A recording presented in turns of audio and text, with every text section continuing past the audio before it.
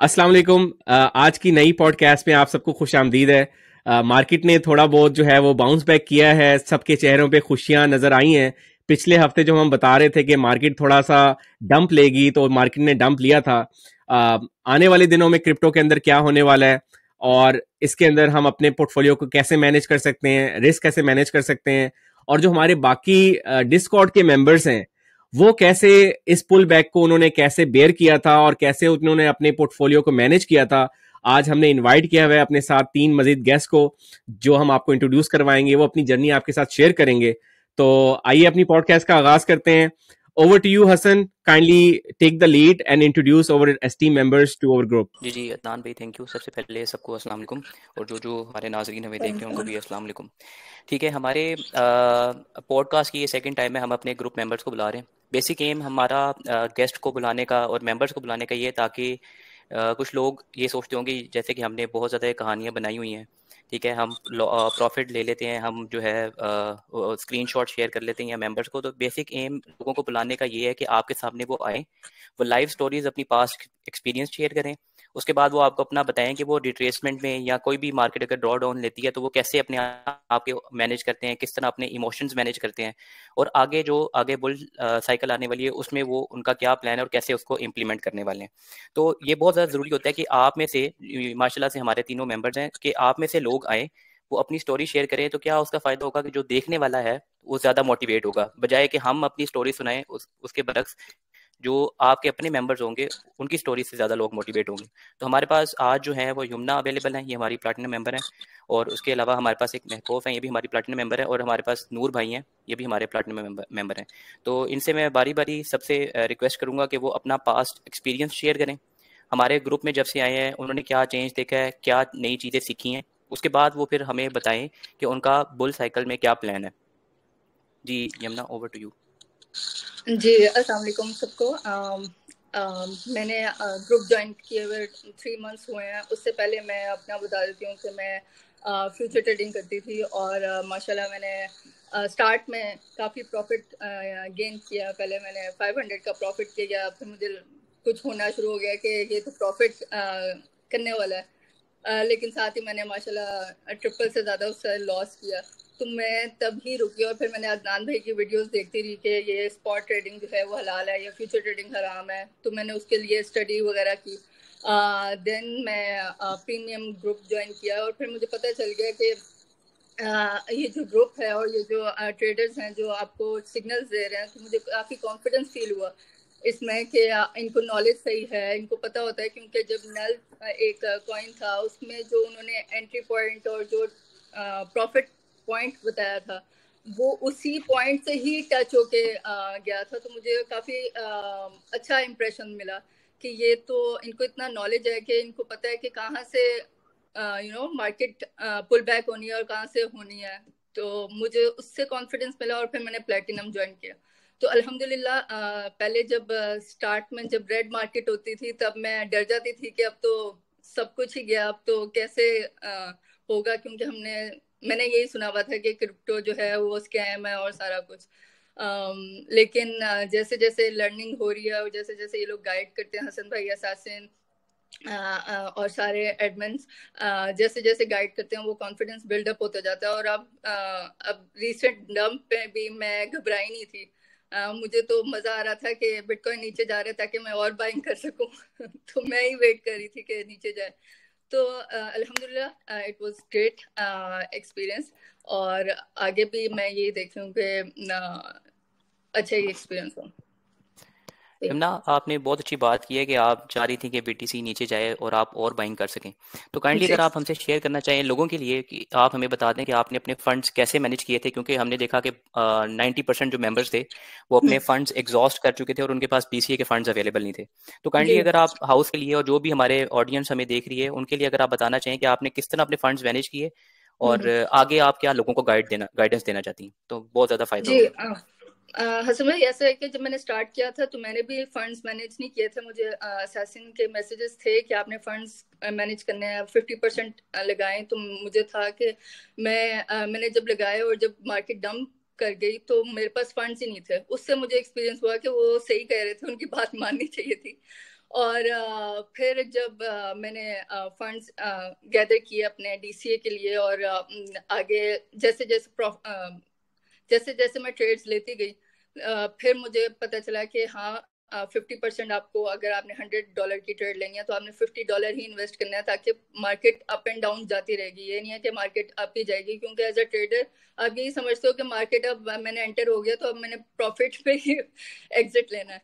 तो ऐसा बिल्कुल नहीं है, तो आपको मार्जिन रखना पड़ता है। और वो जो 30% और 40% डंप गई थी, तो मुझे DCA करने के लिए मुझे पहले फंड्स इकट्ठे करने पड़े थे। अब जो मैं DCA करती हूँ, अब मुझे फंड्स नहीं इकट्ठे करने पड़ते, क्योंकि मैंने उसी माइंडसेट के साथ पोर्टफोलियो मैनेज किया। तो बहुत अच्छी लर्निंग है, एक दफ़ा ज़रूर ये लर्निंग होनी थी। और अब जो है मैं 50% इन्वेस्ट करती हूँ, 50% डंप का वेट करती हूँ कि मैंने और बाइंग करनी है, और फिर मैं और बाइंग करने का भी वेट करती हूँ। तो इट वाज ग्रेट एक्सपीरियंस। और लास्ट में युमना, अगर आप हमारे मेंबर्स को और ऑडियंस को बताना चाहिए, कोई ऐसी गाइड देना चाहिए, कोई एडवाइस देना चाहिए जो उनके काम आ सके, जो आपने अपने एक्सपीरियंस, पास्ट एक्सपीरियंस से, करंट एक्सपीरियंस से कुछ सीखा हो, अगर आप वो शेयर करना चाहिए तो उन लोगों को बहुत ज़्यादा फ़ायदा होगा इससे। पैनिक नहीं होना सबसे अच्छी बात, और आपके लिए बहुत हेल्पफुल है कि आपके लिए गाइडेंस के लिए हसन भाई और असैसिन ग्रुप में हर वक्त अवेलेबल हैं। बाकी एडमिन्स अवेलेबल हैं, तोसीब भाई अवेलेबल हैं, सारे अवेलेबल हैं। आपको जो उन्होंने टारगेट्स बताए हुए हैं, जो उन्होंने स्टॉप लॉस बताए हुए हैं, उन पे आपने एग्जिट कर देना है। आपने ये नहीं है कि आपको पर्सनल फेवरेट कोई कॉइन है तो आपने उससे एग्जिट ही नहीं करना। जो उन्होंने टारगेट्स बताए हैं वो उन पे एग्जिट कर दें। दोबारा उसको बाय करने की, दोबारा मार्केट डंप करेगी या जो भी करेगी, आपको मार्जिन मिल जाएगा आपको दोबारा बाय करने का। लेकिन जो उन्होंने टारगेट्स बताए हैं, उन्होंने स्टडी की हुई, उनकी एक्सपर्टीज पर कॉन्फिडेंस रखें और आप उन्हीं को फॉलो करें। मेरे ख्याल से TPs के मामले में अपना जरा माइंड ना ही लगाएं तो अच्छा है। उन पे कॉन्फिडेंस रखें तो ज्यादा आपको बेनिफिशियल रहेगा। थैंक यू यमुना, बहुत आपने अच्छी मालूमात शेयर की हैं। जो एक चीज मुझे बड़ी अच्छी लगी आपकी बातों में कि आपने जो है ना एडवाइस दी है कि अपने फंड्स हमेशा रखा करें डॉलर कॉस्ट एवरेज करने के लिए। और मैं थोड़ा इंस्टीट्यूशनल इन्वेस्टर्स की बात करूंगा, जो मार्केट में इस वक्त सबसे ओल्ड इन्वेस्टर हैं जिससे हम सीख सकते हैं, वो वॉरेन बफेट हैं। अब वॉरेन बफेट की साइकोलॉजी समझ लें कि आज से 2020 में जब कोविड स्टार्ट हुआ था, तो इस बंदे के पास $120 बिलियन थे जो सिर्फ उसने कैश में रखे हुए थे। और अब आज की मैं डेट में देख रहा था, इनके पास $189 बिलियन हैं कैश के अंदर रखा हुआ है। तो ये मार्केट के डंप होने का सालों साल वेट करते हैं। हम जैसे लोग तो होते हैं ना, बिटकॉइन 5,000 नीचे आ गया हमने पैसे डाल दिए, 10,000 नीचे आ गया पैसे डाल दिए। ये बंदा जो है 4-5 साल तक बेयर मार्केट का वेट करता है। जब बेयर मार्केट आती है तब ये पैसे डालता है मार्केट के अंदर। तो माशाल्लाह ये आपने बड़ी अच्छी लर्निंग दी है लोगों को कि यार हमेशा अपने फंड्स रखा करें, आपको मौका जरूर मिलेगा डॉलर कॉस्ट एवरेज करने का। Hasan, over to you. जी जी यमुना, थैंक यू, आपने अपना एक्सपीरियंस शेयर किया, लोगों को गाइड दी। बहुत ज़्यादा ज़रूरी है कि लोग, नॉर्मली पता चलता है हमें डाटा, हम जैसे पॉडकास्ट में भी शेयर करते हैं कि मार्केट में करेक्शंस आती रहती हैं। तो बहुत ज़्यादा ज़रूरी होता है कि आप अपने इमोशंस मैनेज रखें, आप अपने अनरियलाइज्ड लॉस को रियलाइज्ड लॉस में कन्वर्ट ना करें और अपने ऊपर एक बर्डन क्रिएट ना करें, क्योंकि अगर आप अनरियलाइज को रियलाइज में कन्वर्ट कर लेंगे तो वो पैसे आपके वापस नहीं आ सकते। ठीक है, आपका अनरियलाइज लॉस है तो उसको आप रिकवर कर सकते हैं। तो इसके साथ ही हम अपने सेकंड मेंबर की तरफ जाएंगे। मैं उनसे रिक्वेस्ट करूंगा कि काइंडली वो अपना एक्सपीरियंस, पास्ट एक्सपीरियंस शेयर करें। उनका करंट, उन्होंने भी हमारे ग्रुप में आने से पहले या उनके बाद उन्होंने क्या सीखा है और आगे उनका प्लान क्या है, और क्या वो एंड पे हमारे यूजर्स को और मेंबर्स को, ऑडियंस को गाइड करना चाहती हैं। तो ओवर टू यू महकूफ। अस्सलाम वालेकुम, my name is Mahak and first of all team inspired का बहुत शुक्रिया for inviting me to this revolutionary podcast. और मैं अपनी जो है ना लर्निंग के मुताबिक आपको बताना चाहती हूँ कि मैंने अपनी जो जर्नी थी वो अक्टूबर में स्टार्ट की थी। मेरे पास उस वक्त कुछ इन्वेस्टमेंट्स थी available apart from my savings नहीं थी वो। तो I just wanted to have a third source of income. तो मैंने अपने एक फ्रेंड से डिस्कशन की कि how can we like explore this opportunity. तो उसने मुझे बताया अबाउट क्रिप्टो करेंसी और ब्लॉकचेन मैनेजमेंट के बारे में। And then I told her to like invest on my behalf, which was a bad decision और मेरे लिए एक ट्रांसफॉर्मेटिव मोमेंट भी था। एंड आई थिंक वहीं से मैंने जो है वो अपना आगाज़ किया था। So that was my turning point to like to understand crypto and I just jumped in. उसके बाद से I did my own research about wallets, cold and hot wallets, centralised exchanges, KuCoin, Binance वगैरह, उन सब के बारे में मैंने रिसर्च स्टार्ट की। उस टाइम पर अदनान भाई की वीडियोस भी फीड पर आने लग गई एंड स्पेशली मैंने इनकी एक वीडियो क्लिक की थी which was about how crypto is gonna change world's economic situation, और लोग जो हैं वो किस तरीके से इसको इग्नोर भी करेंगे और बाद में रिग्रेट भी करेंगे, अगर आपको याद हो तो। जी महक, आपने बिल्कुल सही कहा है। उसके बाद मैं बिल्कुल उस वीडियो को रिकॉल करता हूँ, मैंने बिल्कुल ऐसी वीडियो बनाई थी। तो आप ये बताएंगे, आपने उस वीडियो के बाद आपका ध्यान क्रिप्टो की तरफ आया था या पहले से आपको एक क्रिप्टो का पता था? मुझे पता पहले था, लेकिन उस वीडियो के बाद से मैंने ज्वाइन कर लिया आपका डिस्कॉर्ड क्योंकि मैं लाइक रिग्रेट नहीं करना चाहती थी उस चीज़ को। तो फिर मैंने आपका जो है वो डिस्कॉर्ड ज्वाइन कर लिया और डिस्कॉर्ड में मेरा बहुत अच्छा एक्सपीरियंस रहा है विद मॉडरेटर्स और एडमिन्स के साथ और सारे कम्युनिटी मेंबर्स के साथ भी। सबसे पहली जो मेरी अप्रोच रहती है ना, वो रहती है हमेशा टू यूटिलाइज सर्च बार, यानी कि आप कह लें कि 99% ऑफ द टाइम मुझे वहीं से ही आंसर मिल जाते हैं। तो मैंने जस्ट जाना होता है और क्वेश्चन लिखना होता है, वहाँ पे मुझे मिल जाता है। बाकी मैं एडमिन्स और मॉडरेटर्स को टैग करती रहती हूँ। ठीक है। महक, कुछ अपनी ज़रूरत थोड़ी है जर्नी तो के बारे में बताएं कि आपने, अगर कोई नया बंदा आपको सुन रहा है जिसको क्रिप्टो का नहीं पता, और जैसा आपने कहा है कि आप लास्ट अक्टूबर नवंबर से आई हैं इसके अंदर, तो आपने लर्निंग के लिए कौन कौन से रिसोर्सेज यूज किए हैं और आपका फोकस लर्निंग के मामले में कहाँ पे रहा ज्यादा? अच्छा, लर्निंग के बारे में व्हाट आई थिंक इज़ कि जब आप एज अ न्यूबी या वैसे ही, अगर मैं आपका मैं अगर रिमाइंड करूँ अपनी जर्नी, तो जब मैंने आपका डिस्कॉर्ड ज्वाइन किया था, I just went through the learning section, the tutorial section and the podcast section, और वहाँ से मैंने पॉडकास्ट जो है वो स्टार्ट कर दी थी। देन मैंने आप कह लें कि बाइनेंस वगैरह डाउनलोड की, लेकिन मुझे यूज़ नहीं करना आता था, and by following those podcast मैंने स्टॉप लॉसेस और ये मार्केट लिमिट पे परचेज करना सब चीज़ें सीख ली थी। ठीक है, माशाल्लाह। तो महक और यमुना, हम बड़े खुश हैं आज के आज हमारी पॉडकास्ट में जो रिप्रेजेंटेशन है वो फीमेल्स की है, और ये हमने देखा हुआ है। मैं बहुत कंटेंट में भी बताता हूँ कि हमारे जो यूट्यूब के ऊपर सब्सक्राइबर्स हैं 95% मेल्स हैं, 5% फीमेल्स हैं, and the same thing applies in our Discord as well. 95% males, 5% females, और आप उन फीमेल में से बहुत कम हैं जो आगे आते हैं क्रिप्टो सीखने के लिए। तो क्या वजह है कि फीमेल्स क्रिप्टो के अंदर कम क्यों आती हैं? What do you think is the biggest hurdle? मेरे ख्याल से सबसे पहले तो जब वो फैमिली में डिस्कस करती हैं तो वो यही हर कोई कहता है स्कैम है, ना इन्वेस्ट करो, पैसे डुबा लोगी। तो मेरे ख्याल से वो वहीं पे ही अटक जाते हैं, क्योंकि आपको पहले या भाई या घर में ही आपको डिस्कस करना पड़ता है इन चीज़ों के लिए। तो मुझे मैं लकी हूँ कि मेरी पेरेंट्स ने और मेरे भाइयों ने मुझे कहा था कि ट्राई करो, देखो। तो मुझे उससे भी ज़्यादा कॉन्फिडेंस मिला कि हाँ, मुझे ट्राई करना चाहिए।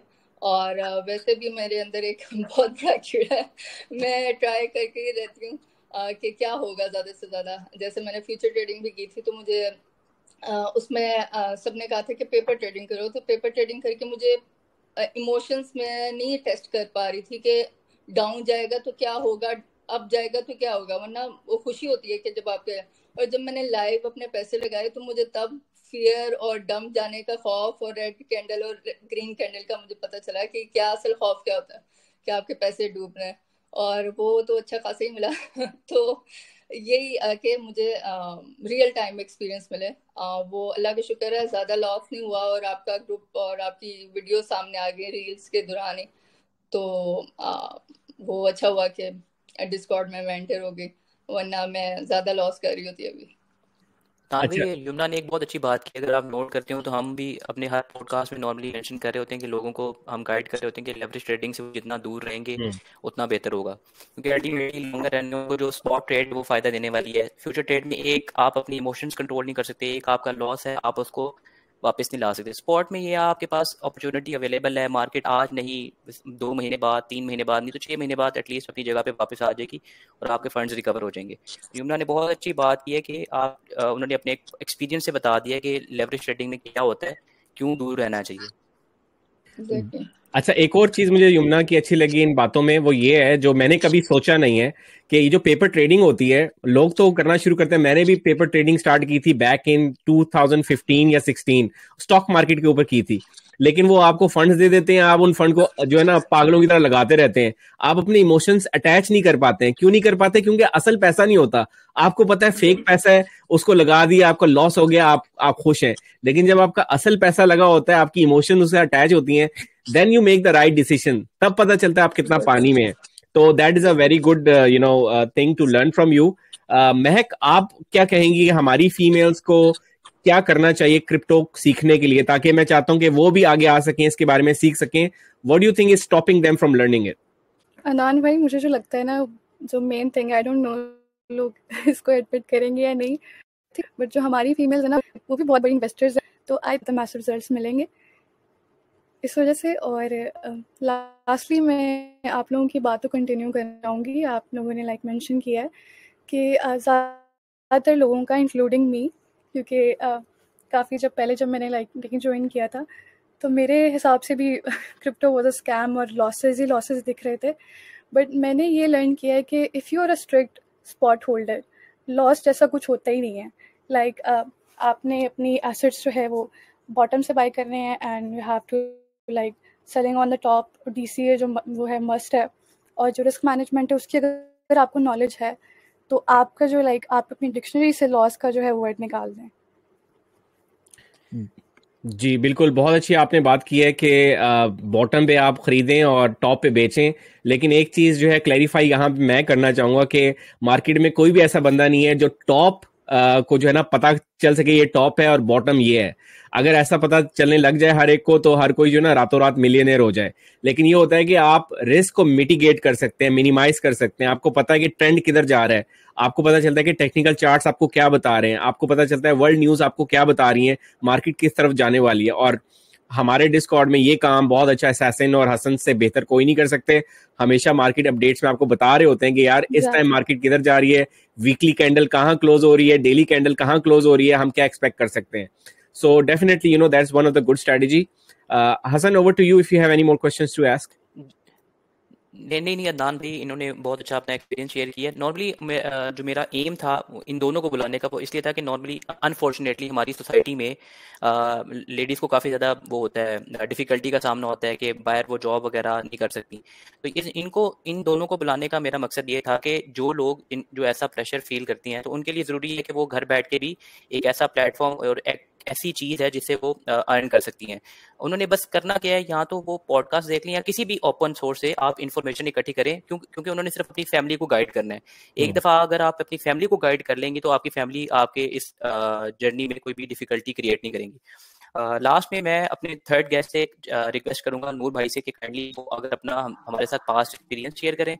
उसके बाद वो जब ग्रुप में आने से पहले और बाद में उन्होंने क्या चीज़ें सीखी, और वो आगे उनका बुल मार्केट के लिए क्या प्लान है। ओवर टू यू नूर भाई। ओके, सो मैंने अभी 2-3 महीने पहले ही मतलब क्रिप्टो के बारे में मुझे पता चला है। तो 1 महीना लगा कि मैंने सही में ना सारे कोर्सेज जो फ्री में मिल गए थे वो मैंने देखे, ठीक है। लेकिन वो कहते हैं ना, जब तक आप अपना रियल पैसा नहीं डालते, या वो पेपर ट्रेडिंग, वही जो बात करी थी यूना, तो वही वही सब चल रहा था। लेकिन जब रियल डाला और मतलब थोड़ा सा प्रॉफिट हुआ, तो इंसान है, बंदा आ जाता है, चलो भाई अभी तो बुल रन शुरू है और ख़त्म नहीं होना।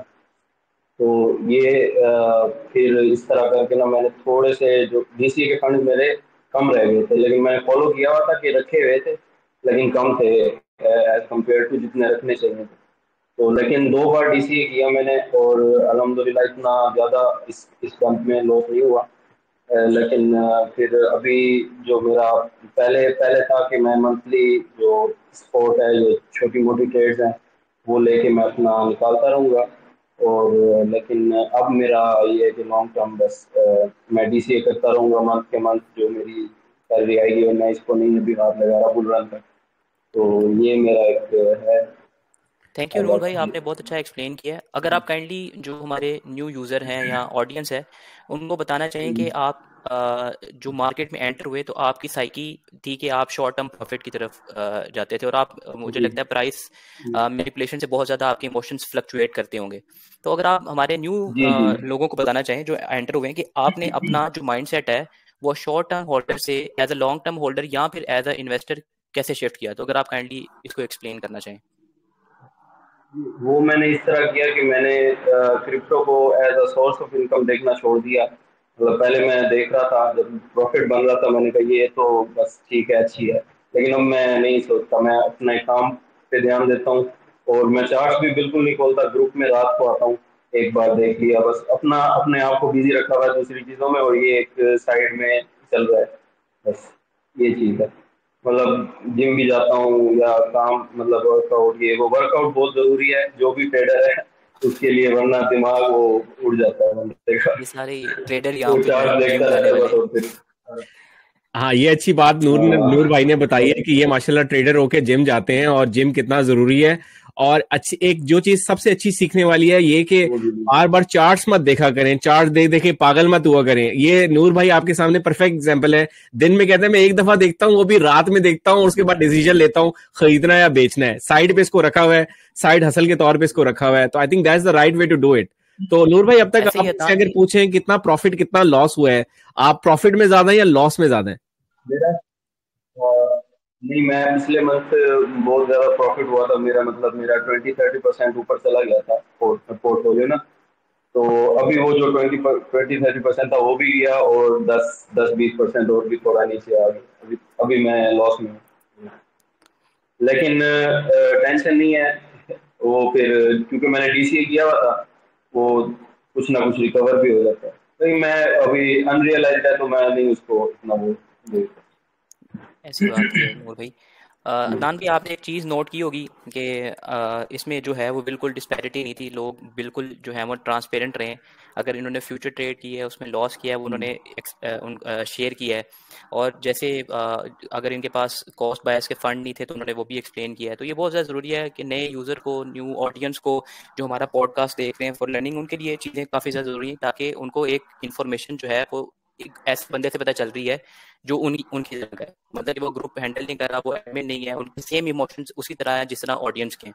तो हमने बुलाने का मकसद ये था कि ताकि लोग इनके एक्सपीरियंस से सीखें और एज अ इन्वेस्टर मार्केट में आए, as a long term holder आए। आप हर चीज में इन्वेस्ट करते हैं एक सालों का माइंडसेट लेके। आप कुछ महीने रखते हैं दिमाग में, आप कुछ साल रखते हैं कि इसके बाद ये चीज मुझे पे बैक करने वाली है। मुझे ये नहीं आज तक समझ आई कि मार्केट में जब क्रिप्टो मार्केट में लोग आते हैं तो वो रातों रात मिलियनियर वाली सोच लेके क्यों आते हैं। आप क्रिप्टो को एज ए इन्वेस्टर माइंडसेट से क्यों नहीं लेके चलते। तो नूर भाई का और यमुना का और महकूफ का बहुत बहुत शुक्रिया कि उन्होंने हमें अपना एक्सपीरियंस शेयर किया और लोगों को बताया कि कैसे वो अपने शॉर्ट टर्म माइंडसेट से लॉन्ग टर्म माइंडसेट की तरफ ट्रांसिट किए, जो कि लोगों के लिए बहुत ज़्यादा इंपॉर्टेंट है कि वो अपने अंदर इनकलकेट करें। ओवर टू यू अदनान भाई।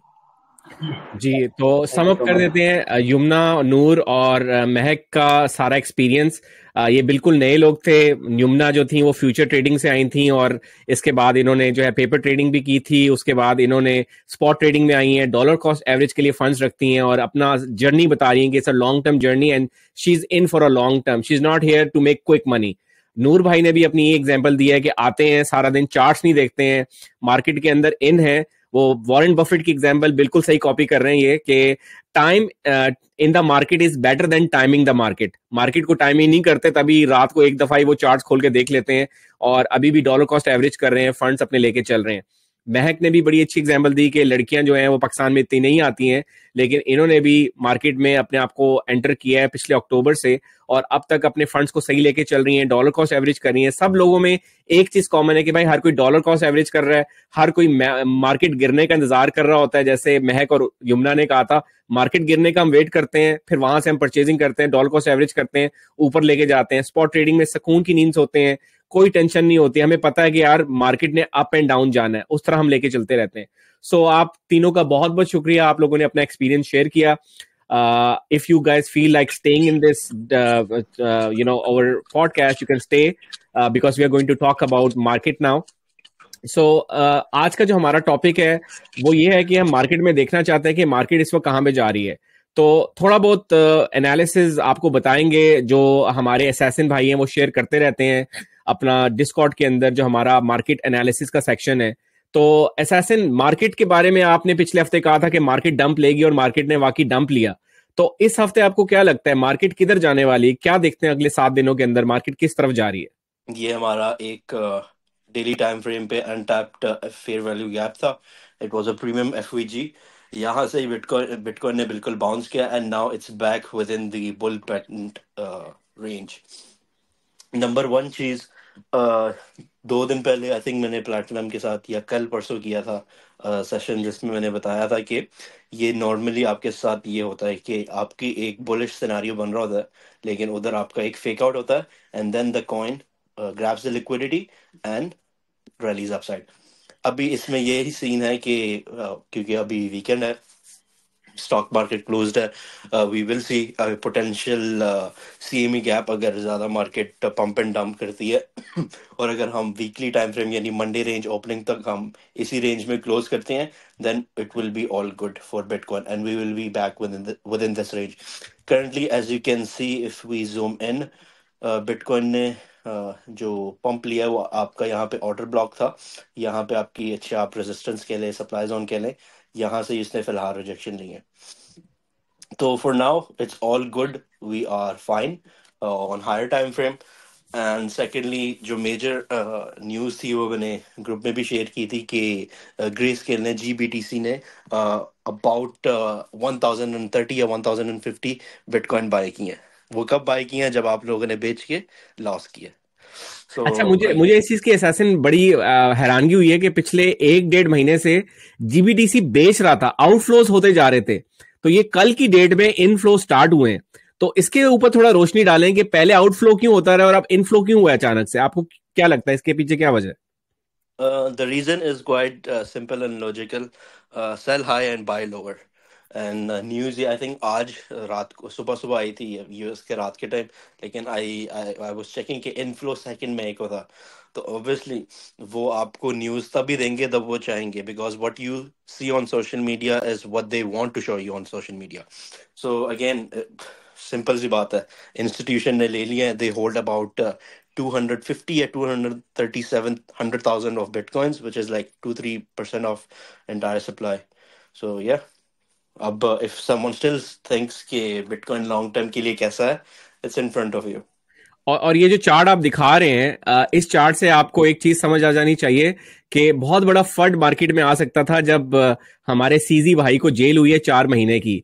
तो आपको याद होगा कि जब FTX वाले को जेल हुई थी 25 साल के लिए, तो मार्केट ने बहुत ज्यादा डंप लिया था पास्ट में, लेकिन बाइनेंस का ऊपर लोगों ने फंड नहीं लिया, बाइनेंस का इतना डंप नहीं लिया, तो मार्केट काफी मैच्योर होती जा रही है।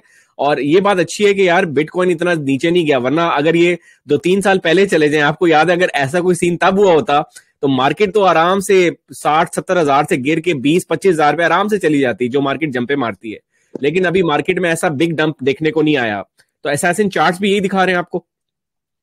देखें, ये हमने आई थिंक 1 महीने पहले 3-4 पॉडकास्ट पहले रेंज बनाई थी। देखें simple, 1 bounce, 2 bounce, 3 bounce, 4 bounce, having a liquidity chunk over here. इसने सेल साइड लिक्विडिटी ग्रैब की, ठीक है, लॉन्ग के स्टॉप लॉस हिट किए, हाई लेवरेज लॉन्ग शॉर्ट जिसने जो भी किया, और वहां से देखें ये कैंडल आपको एक ह्यूज बाइंग प्रेशर दिखा रहा है कि people are buying and this candle on higher time frame is very good.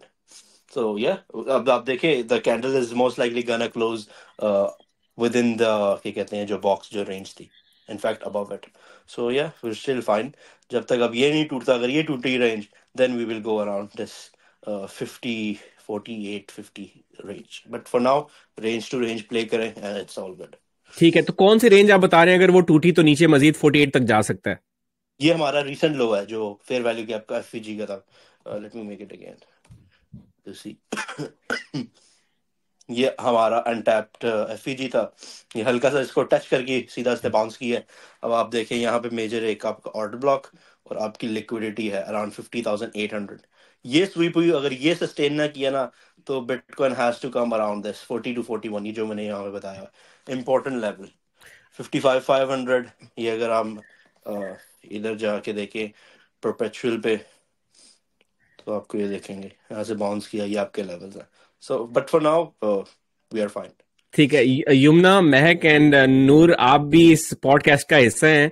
आपने जो बात की था ना कि हम मार्केट के डंप होने का वेट करते हैं डॉलर कॉस्ट एवरेज करने के लिए, तो ये जो लेवल्स एसेसन ने बताए हैं ये आपके लिए बड़े फायदेमंद हैं कि अगर मार्केट का वो लिक्विडिटी स्वीप करती है और नीचे तक मार्केट जाती है तो आई थिंक, मुझे नहीं लगता कि मार्केट 41,000 या 42,000 पे आप जाने वाली है, लेकिन you never know, it's crypto markets और मार्केट के सेंटीमेंट्स किसी भी टाइम पे चेंज हो सकते हैं. आपको नहीं पता कल को आलमी जंग क्या हो सकती है, इसराइल और ईरान का जो मसला चल रहा है वो कहां तक एक्सटेंड कर सकता है. उसके अलावा अमेरिका के अंदर कितने बड़े इश्यूज हो गए कि हर यूनिवर्सिटी जो है वो बॉयकॉट कर रही है, स्टूडेंट्स आ गए हैं, वो फिलिस्तीन के लिए आवाज उठा रहे हैं.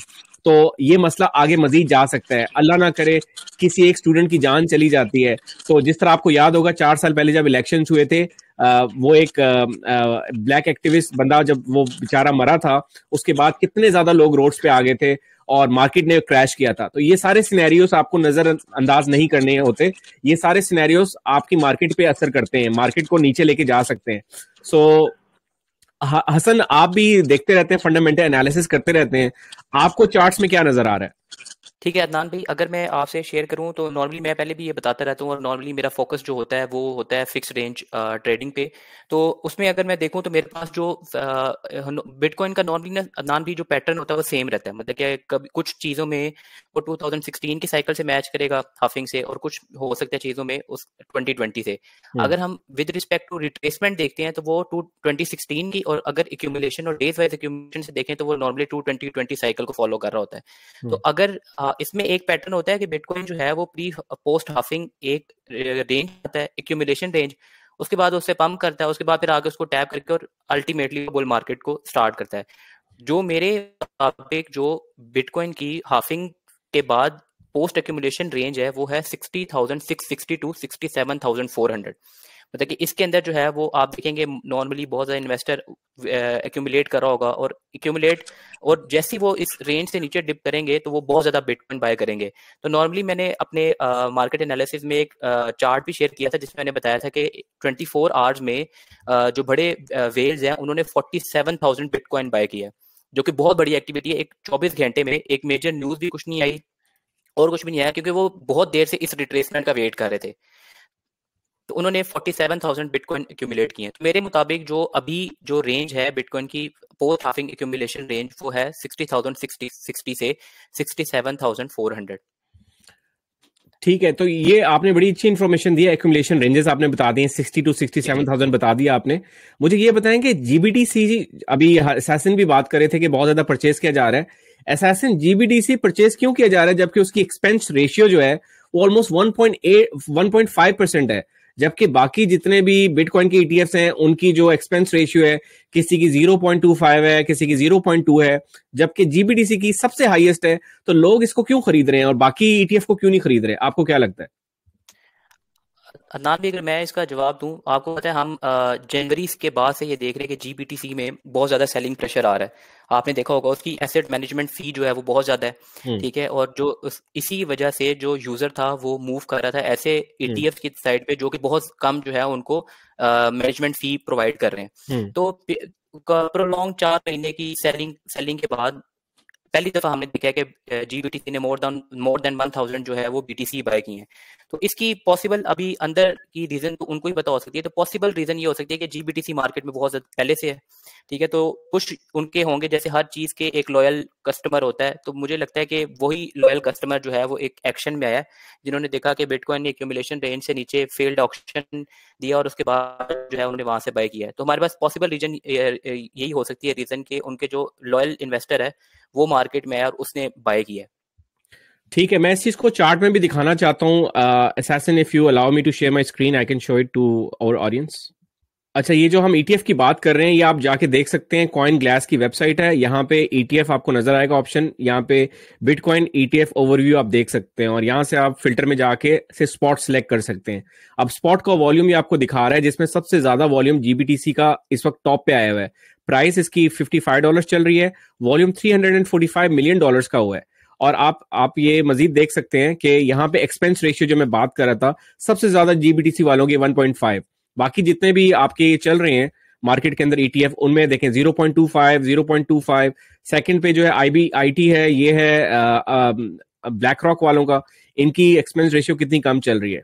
और मार्केट ने जो बाउंस बैक किया है वो यहां से आप देख सकते हैं कि total bitcoin spot net inflow जो है, पिछले दिनों में मार्केट डंप करी थी, जब आप लोग जो थे ना वो कुछ लोग डरे हुए थे, तो ये देखें रेड में नीचे जा रही है मार्केट से बहुत ज्यादा जो है ना वो बिटकॉइन जो है वो बेचा जा रहा था, तो मार्केट गिर रही थी।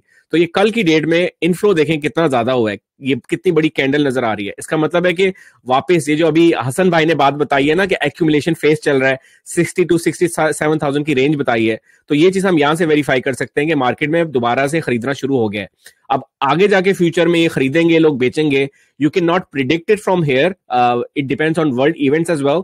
लेकिन हमें ये लगता है कि जिस तरह हम पुरानी चार्ट्स को देख रहे हैं, जब एक्यूमुलेशन स्टार्ट होती है तो सिर्फ एक दफा बार नहीं आती, मल्टीपल बार्स आती हैं और उसके बाद जाके डंप आता है। तो मुझे ये लगता है कि यहां से भी पिछले पास्ट में भी सिर्फ एक दफा हमने ये देखा था कि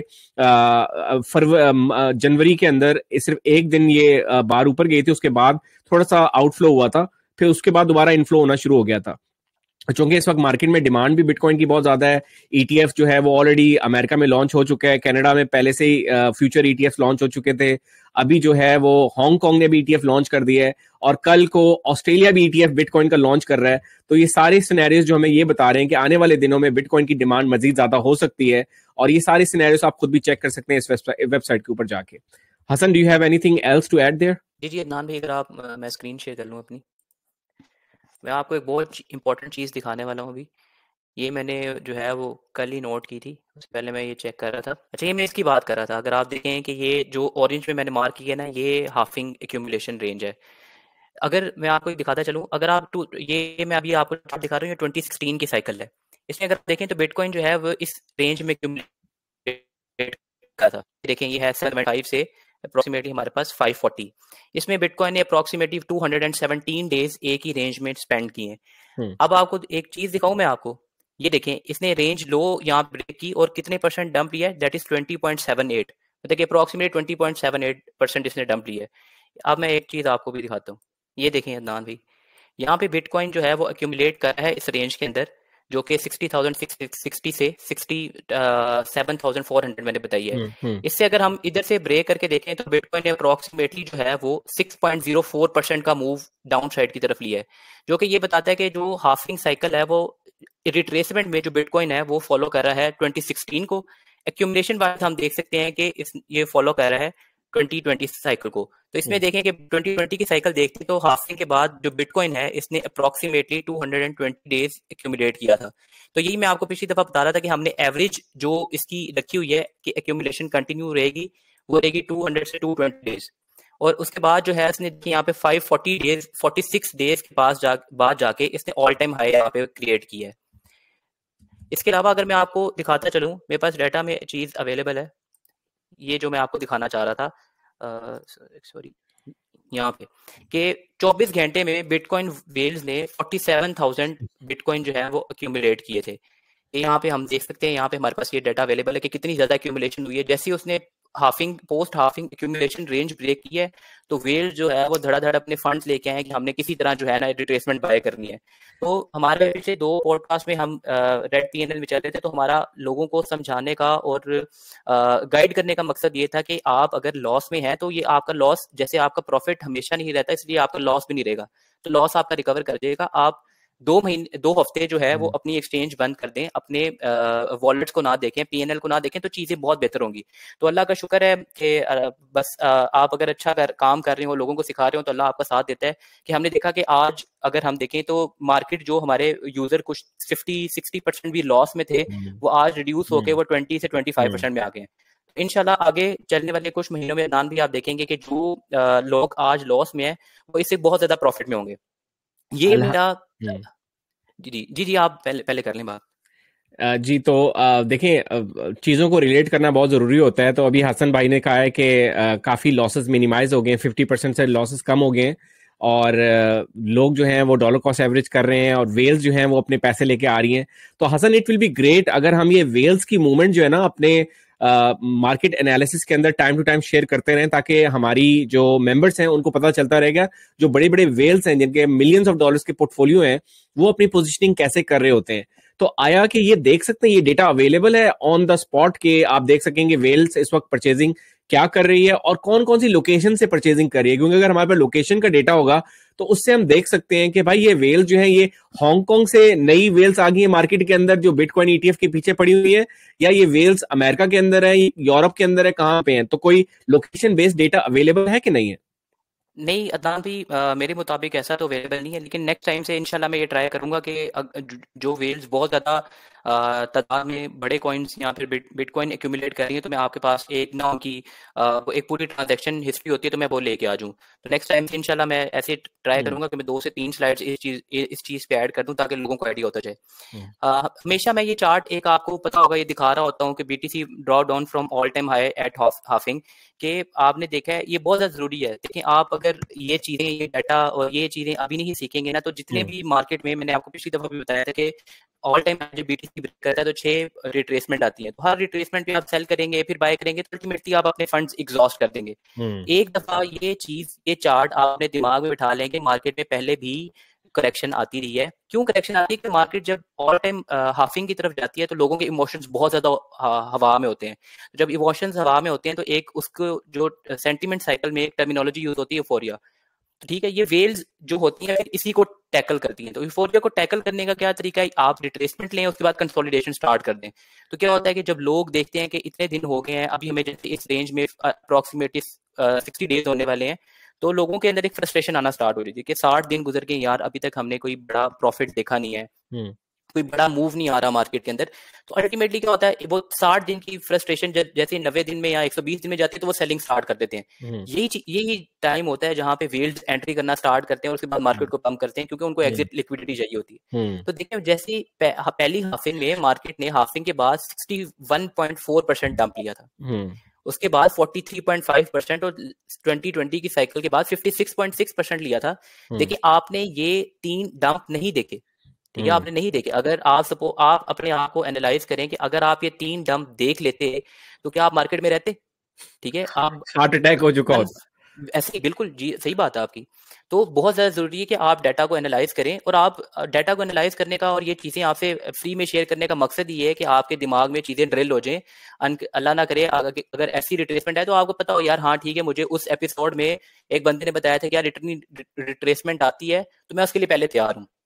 ठीक है। और देखिए हसन ये डेटा को जो आप बता रहे हैं दिखा रहे हैं तो डेटा को फन के तौर पे एनालाइज करना सीखें। देखें हसन भाई ने तो बड़ा प्रोफेशनली बताया है, लेकिन मैं जरा फन लेता हूँ, डेटा के जरिए से ना स्टोरीज बनाता हूँ। तो वो कहते हैं ना कि एक आग का दरिया है और डूब के जाना है, ये इन्होंने आग का दरिया दिखाया हुआ है। अब आप देख लें 4 साल के बाद हाविंग होती है, जो पहली हाविंग में 61% नीचे मार्केट गई, ये आग का दरिया था। इसमें से जो डूब के निकल गया उसने प्रॉफिट्स अपने बनाए। फिर दूसरा दरिया आपको नजर आ रहा है, उस दरिया में भी आपने डूब के जाना है, ठीक है। फिर वहां से आपने प्रॉफिट बनाए, आप ऊपर आ गए, फिर आग का दरिया आया, फिर आप डूब के जा रहे हैं। तो यार इस तरह से ना डेटा को फन के तौर पे लिया करें, उससे एंजॉय किया करें। अभी आपको क्या लगता है इस डेटा को देख के आगे हसन भाई आने वाले दिनों में मार्केट किस तरफ जाने वाली है? डेटा आपको क्या बता रहा है? अदनान भाई देखें एक्यूमुलेशन तो मार्केट में होती रहेगी, लेकिन एक्यूमुलेशन का होता है कि बड़ी जो मार्केट में वेल्स होती हैं, जो बड़ी मार्केट मेकर्स होते हैं, एक्सचेंजेस का काम होता है उनको उनके स्टॉप लॉसेस हिट करवाना, उनकी लिक्विडिटी ग्रैब करना। तो नॉर्मली जो बड़ा बंदा होता है ना वो ये फिक्स रेंज ही ट्रेड कर रहा होता है, वो रेंज लो से वो लॉन्ग करेगा, हाई से शॉर्ट कर देगा, तो ये चीजें चलती रहेंगी। तो एक्यूमुलेशन में जब तक हम एक्यूमुलेशन में है ना तो लोग जो बड़े वेल्स होंगी वो एक्यूमुलेट करते रहेंगे और जो लेवरेज ट्रेडिंग वाले होंगे वो इसी तरह के मूव करते रहेंगे। लेकिन मैं आपको कहना चाहूंगा यहाँ पे मैं एक चीज भी आपको दिखाना चाहूंगा, जिन लोगों ने 2011-12 में प्रिंट किया मतलब कि बाय किया था उनको इतने साल लगे हैं कि वो एक लाइफ चेंजिंग मनी बना सकें। ये देखें इन्होंने पूरे 12 साल लिए हैं इस लाइफ चेंजिंग मनी के लिए। जिन्होंने 2013-14 में बाय किया था उन्होंने भी आगे 10 साल लिए हैं। तो आज हमारे ये यूजर के लिए ये एक बहुत इंपॉर्टेंट इंफॉर्मेशन है कि यार आज आप अगर मार्केट में मई में एंटर हो रहे हैं तो आप एक्सपेक्ट नहीं कर सकते कि कल ही मेरे जो है वो लाइफ चेंजिंग मनी बन जाएगा। हाँ बनेगा जरूर आपका, लेकिन उसके लिए टाइम आएगा और टाइम इंशाल्लाह आपका आएगा। और थैंक्स टू ETF देखें अगर तो कुछ चीजें ETF के साथ अगर आप कहते हैं कि मार्केट में बड़ा प्लेयर आया है उसने वॉलेटिलिटी मार्केट में कम की है, एक उसका शुक्रिया भी अदा करें। भाई आपको मार्केट में इतनी न्यूज आ गई, सीजी का फंड आ गया, बाइनांस का फंड आ गया, उसके अलावा वॉर सिचुएशन आपने देख ली, मार्केट ने -60, 1.4, 43, 56 ये आपको नहीं दिखाया। मार्केट ने कितनी रेंज लो से नीचे मूव किया 6.4%, जो कि कुछ भी नहीं है। और उसके बाद मार्केट ने अगेन रेंज लो जो है वो रिक्लेम कर लिए। तो थैंक्स टू ETF कि आपने इस तरह का कोई मूव नहीं देखा जिसमें आपको जो है वो हार्ट अटैक आ जाए आपको। अच्छा, इसमें मैं एक और बात रिलेट करना चाहूंगा। महक ने बड़ी अच्छी बात की थी कि हम अगर देख लें कि कहाँ पे मार्केट ऑल टाइम हाई है, कहाँ पे ऑल टाइम लो है, लो पे हम खरीद लें, हाई पे बेच दें। तो जो हसन दिखा रहे हैं, हसन वो चार्ट अपना दोबारा दिखाना जो पहले आप दिखा रहे थे। जी हाँ, इस चार्ट में देखें, आप प्रिडिक्ट नहीं कर सकते कि ऑल टाइम कहां पे बनेगा, कहां पे ऑल टाइम लो जाएगा। लेकिन एक बात अच्छी है कि आपने मार्केट के अंदर रहना है। जैसे वॉरेन बफेट कहता है ना कि time in the market is better than timing the market. आप सिर्फ टाइम लगा लें, आप सिर्फ खरीद करके बैठ जाएं। आपने बिटकॉइन इस सारे चार्ट में कहीं पे भी खरीद के रखा हो, 5-6 साल गुजारे, कुछ ना किया हो, आप प्रॉफिट में होंगे। Yumna, do you see that in the charts or no? Yes, मैं वही देख रही हूँ कि जो पहले भी 2012 में जिन्होंने बाय किया हुआ होगा वो भी यही देख रहे होंगे कि यही ऑल टाइम हाई है। उसके बाद जो अगर हम 2024 में देख रहे हैं तो वो हम कहाँ तक पहुंच गए हैं। और लेकिन उससे पहले अगर जिन्होंने पहले बाय किया होगा उन्होंने कितना वेट किया है अपनी लाइफ चेंज करने में। तो फ्यूचर ट्रेडिंग वालों को तो लगता है कि आज ही या कल ही लाइफ चेंज हो जाएगी। तो ये बड़ा अच्छा है कि पहले मैं भी इसको as a source of income ही देख रही थी, लेकिन अब मैं देख रही हूँ कि मेरे इन फ्यूचर इंशाल्लाह एसेट्स बनेंगे और मैं जल्दी अमीर हो जाऊंगी आफ्टर 10 years। जी जी, इंशाल्लाह। हसन, बहुत बहुत शुक्रिया, आपने ये सारी डिटेल्स हमारे साथ शेयर की हैं। I think it's best time to wrap up this podcast. So आज की पॉडकास्ट हमारी इतनी थी। हम इसके ऊपर और भी मजीद बातें कर सकते हैं। हर बंदे के एक्सपीरियंसेस होते हैं जिससे आप सीख सकते हैं। तो at the end of the day हम चाहते हैं कि आप भी कम्युनिटी के तौर पे ये सारी चीजें खुद से लर्न करना शुरू कर दें। वो कहते हैं ना कि if you teach a man how to fish then you feed him for the rest of his life. तो हम अपनी मेंबर्स को चाहते हैं कि हम उनको सिखाएं ताकि वो आप खुद से डेटा को देख सकें, खुद से डिसीजंस आप ले सकें, ताकि आप खुद कफील हो जाएं कि आप अपने आप को भी एजुकेट करते रहें, अपने साथ लोगों को भी एजुकेट करते रहें। और यही कम्युनिटी हम अपने डिस्कॉर्ड के ऊपर भी बना रहे हैं। तो जिसने अभी तक डिस्कॉर्ड हमारा ज्वाइन नहीं किया वो काइंडली हमारे डिस्क्रिप्शन से हमारे डिस्कॉर्ड पे आ जाए। वहां पे इस तरह के हम डिस्कशंस करते रहते हैं। और इस पॉडकास्ट से लेके आपके कोई भी क्वेश्चन है तो काइंडली नीचे कमेंट्स में जरूर अपने क्वेश्चन कीजिएगा ताकि हम उन क्वेश्चन के जवाब दे सकें। अगली पॉडकास्ट में आपसे मुलाकात होगी। चैनल को सब्सक्राइब करना मत भूलिएगा। टेक केयर गाइस, अल्लाह हाफिज।